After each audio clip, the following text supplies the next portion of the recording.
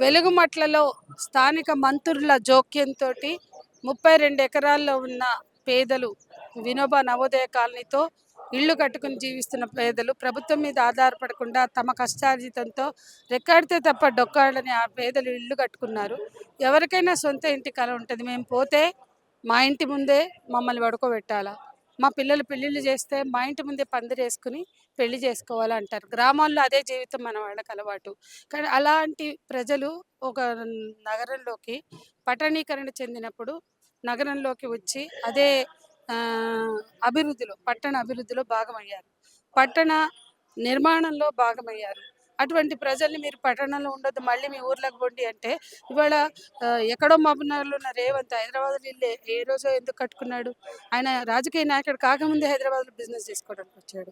అట్లా చాలామంది ఖమ్మానికి పరిమితం అవ్వాల్సినటువంటి మంత్రులు బంజారాహిల్స్లో ఇల్లు ఎందుకు కట్టుకుంటున్నారు?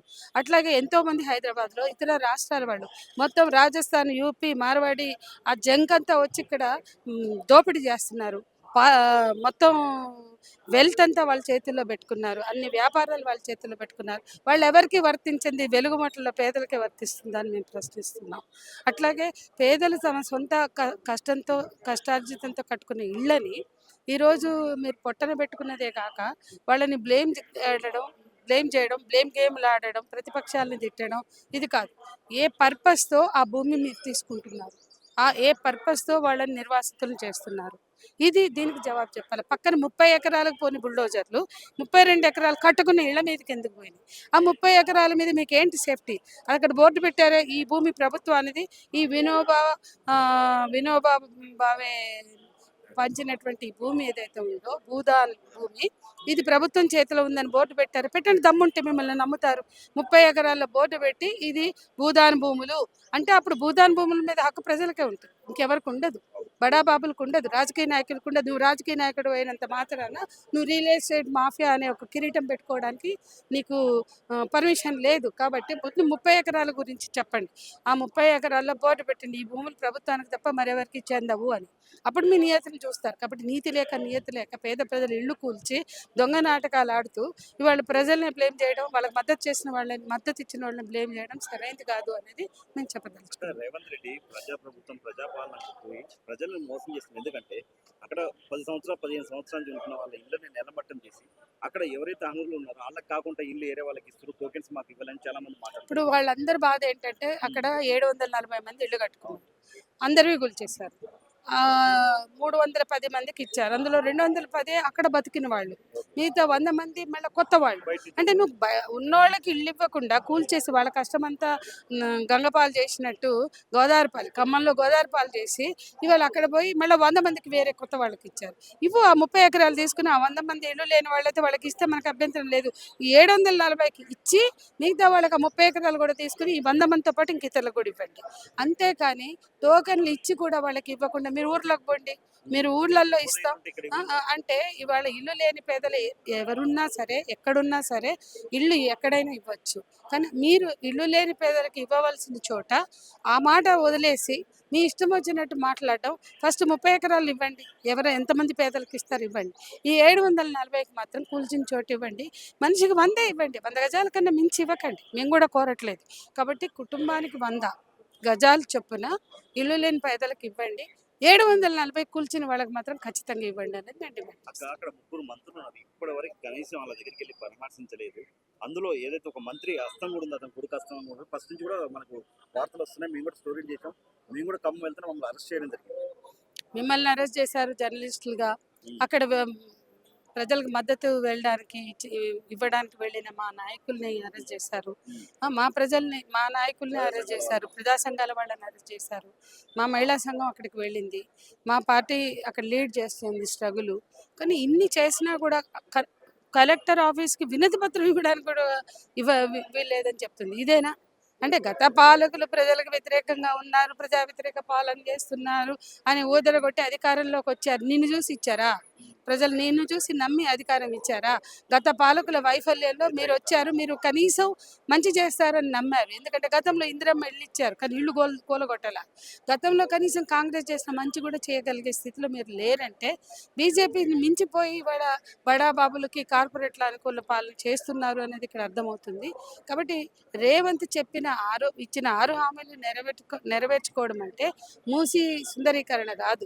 ఆ పేరుతో 1,50,000 కోట్లు వెచ్చించడం కాదు, 15,000 కోట్లతో మూసి ప్రక్షాళన అవుతుంది. అది ప్రభుత్వ ప్లాన్లోనే ఉంది. ఇవాళ డిపిఆర్ లేదు. డిపిఆర్ అడిగితే మాట్లాడాడు. డిపిఆర్ లేకుండానే 1,50,000 కోట్లు 1,50,000 కోట్లు అంటాడు. మహిళా జర్నలిస్టుల మీటింగ్కి పోయి అక్కడేమో మధు పార్క్కి జీరో వాల్యూ అంటాడు. నువ్వెవరు పోయాడు జీరో వాల్యూ అని చెప్పడానికి? నువ్వు ఎలక్షన్ల ముందు చెప్పనుండివి.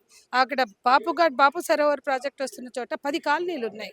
అవన్నీ హుడా లేఅవుట్లు, హెచ్ఎండిఏ లేఅవుట్లు, అవన్నీ జీరో వాల్యూ అంటాడు. అది వాళ్ళు ఫస్ట్ ఇన్స్టాల్మెంటే కట్టలేదు, లక్షల లోన్ తీసుకున్నారు, జీరో వాల్యూ అని మాట్లాడతాడు ఈయన. మరి 2 కోట్లతోటి అవి రియల్ ఎస్టేట్ వ్యాపారం చేసినప్పుడు నువ్వు ఎందుకు చెప్పలేదు? ప్రతిపక్షంగా నీకు చేత కాలేదా జీరో వాల్యూ అని చెప్పడానికి? అప్పుడంతా రియల్టర్లతో ఊరేగారు. తెలంగాణ కోసం ఉద్యమం సాగుతున్నప్పుడు సమైక్యాంధ్ర నినాదం ఇచ్చి రియల్ ఎస్టేట్ సెటిల్మెంట్లు చేశారు. ఇదా పాలన అంటే? ప్రజలు నమ్మడం బుద్ధి తక్కువైపోయింది. ఓవరాల్ గా రేవంత్ రెడ్డి పరిపాలన గురించి మీరు ఏం చెప్తారు అసలు? రేవంత్ రెడ్డి ప్రజల కోసం పాలన చేస్తాడు అని, గత పాలకుల్ని చిత్తుగా ఓడించి ఈయనకు అధికారం ఇస్తే ఆయన కార్పొరేట్లకు పాలన చేస్తున్నాడు, తన స్వప్రయోజనాల కోసం పాలన చేస్తున్నాడు. రియల్ ఎస్టేట్ మాఫియాగా ఊరేగి తెలంగాణ కోసం బిడ్డల త్యాగాలు జరుగుతుంటే, తల్లుల గర్భశోకాలతో తెలంగాణ అల్లాడుతుంటే సమైక్యాంధ్ర నినాదం ఇచ్చాడు, సమైక్యాంధ్ర పార్టీతోటి పనిచేశాడు. తెలంగాణ వచ్చినాక కూడా 3 ఏళ్ళు సమైక్యాంధ్ర పార్టీకి అధ్యక్షుడిగా ఉన్నాడు. కాబట్టి తెలుగుదేశం లక్షణాలని కోల్పోని రేవంత్ రెడ్డి కాంగ్రెస్ ఆశయాలు ముందుకు తెస్తాను అని చెప్పి ముందుకొచ్చాడు. కానీ వాటికి భిన్నంగా కార్పొరేట్ల అనుకూల పాలన చేశాడు. ఎట్లయితే చంద్రబాబు నేనే హైదరాబాద్ని డెవలప్ చేసిన, హైటెక్ సిటీ నేనే అని ఎట్లా మాట్లాడుతుండో, ఈయన ఆ పార్టీలకే పట్టం కడుతూ వాళ్ళ ఆలోచనని అమలు చేస్తున్నాడు అనేది మనకి స్పష్టంగా. ఒక బెట్టింగ్ లో రేవంత్ రెడ్డి గారు కండలు తిరిగినోడైనా సరే, 6 అడుగునోడైనా సరే, పెళ్ళైనాక 3 నెలలకు పిల్లలు పుట్టించలేదు, కొంచెం టైం పడుతుందని చెప్పి మాట్లాడుతుంది. ఒక ముఖ్యమంత్రి అయి ఉండి ఇలాంటి లాంగ్వేజ్ మాట్లాడు. అతను జెండర్ సెన్సిటివిటీ లేదు, ఏ సెన్సిటివిటీ లేదు. తెలంగాణ ఉద్యమ కాలంలోనే ప్రజల బాధల్ని పట్టించుకోని నీళ్లు నిధులు నియామకాలు అన్న నినాదంతో తెలంగాణ వచ్చినప్పుడు అందులో భాగస్వామ్యం కానివాడు తెలంగాణకి ఏదో చేస్తాడని నమ్మడం మన భ్రమ, పేద ప్రజల అమాయకత్వం. అది వాడుకున్నాడు అతను అని నేను స్పష్టంగా చెప్తున్నాను. నన్ను ఓషినా లేవంటాడు, నన్ను వండుకుని తిన్నా లేవంటాడు. ఒక ముఖ్యమంత్రి మాట్లాడతాడా? చేతికి గాజులు తొడుక్కుని లేమంటాడు. ఎందుకంత చులకన భావం ఆడవాళ్ళ పట్ల? అంటే ఏ సెన్సిటివిటీలు లేకుండా ఒక ముఖ్యమంత్రి ఉన్నాడంటే ఆ ముఖ్యమంత్రి పాలన ఎట్లుంటుందో మనం అర్థం చేసుకోవాలా. ఖచ్చితంగా పేద ప్రజల వ్యతిరేక పాలన ఆయన కొనసాగిస్తున్నాడు. లగచర్లలో అదే చేశాడు, అక్కడ తిరుగుబడ్డారు. ఇప్పుడు నైట్ క్లబ్బులట, మూసీలో నైట్ ఎకానమీ అంటాడు, నైట్ క్లబ్లు అంటాడు, అమ్యూజ్మెంట్ పార్క్ అంటాడు. అక్కడ ప్రజలు ఎందుకు బతకొద్దో చెప్పడు. వాళ్ళ ఇళ్లలోకి నీళ్లు 80 ఏళ్లలో రాలేదు, వచ్చిన వాళ్ళు చూస్తారు. గోదావరి దగ్గర కూడా గ్రామాల్లోకి నీళ్లు వస్తాయి. గోదావరి తల్లి వచ్చింది తీసుకుపోయింది, బాధే లేదు, మళ్ళీ కట్టుకుంటాం అంటారు అక్కడ ప్రజలు. అట్లాగే వీళ్ళు కూడా అంటే అవగాహన ఇవన్నీ కాదు, స్వార్థ ప్రయోజనాలు, కార్పొరేట్ అనుకూల పాలన చేస్తున్నాడు కాబట్టి ఈ పరిస్థితి ఏర్పడింది. హైడ్రా అన్నాడు. హైడ్రా ప్రారంభమైన 6 నెలల్లో ఎన్నో కూల్చారు, ఎవరు వెళ్ళలేదు. నువ్వు ఎన్ని కన్వెన్షన్ కూలిస్తే మేము మొత్తుకున్నావా నువ్వు అన్యాయం చేసినావు అని? లేదా 6 నెలలు ఎన్నో కూల్చారు, మేము ఎవ్వరం మాట్లాడలా, అనుకూలంగానే ఉన్నాం కదా. మరి ఈ రోజు పేదల ఇల్లు కూల్చినప్పుడే వచ్చాము అంటే నువ్వు ఆలోచించుకో, మేం కాదు, కుట్ర నీ మీద మేము చేయట్లా.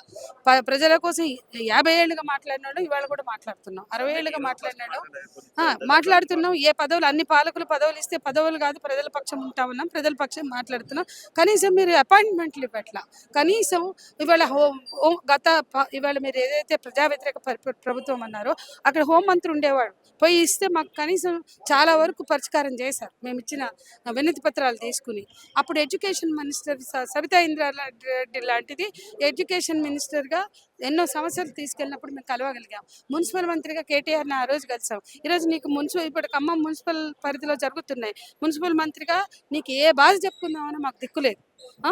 విద్యా మంత్రిగా నీకు ఏ బాధ చెప్పుకుందామన్నా నువ్వు అందుబాటులో ఉండవు. కనీసం ఈ ప్రజల మీద దాడులు జరుగుతుంటే, ఆడవాళ్ళ మీద హింస జరుగుతుంటే, ఎన్నో నేరాలు జరుగుతుంటే ఒక హోం మంత్రి లేడు. ఇదా పాలనంటే? హోం మంత్రిని, మున్సిపల్ మంత్రిని, విద్యా మంత్రిని కీలకమైన 3 మంత్రులు నీ కింద పెట్టుకొని నువ్వేం పాలన చేస్తున్నావు? నువ్వెవరికి జవాబుదారీగా ఉన్నావు? తెలంగాణ ప్రజలు తమ అమాయకత్వాన్ని వీడాలి. 3 మంత్రులు ఆయన దగ్గర పెట్టుకొని ఆయన ఎవరి కోసం పాలన చేస్తున్నాడో, ఎవరి ప్రయోజనాలు నెరవేర్చుకుంటున్నాడో, ఏ స్వార్థంతో ఈ రాష్ట్రాన్ని పరిపాలిస్తున్నాడో అర్థం చేసుకోవాల్సిన అవసరం ఉందనేది మేము చెప్తున్నాం.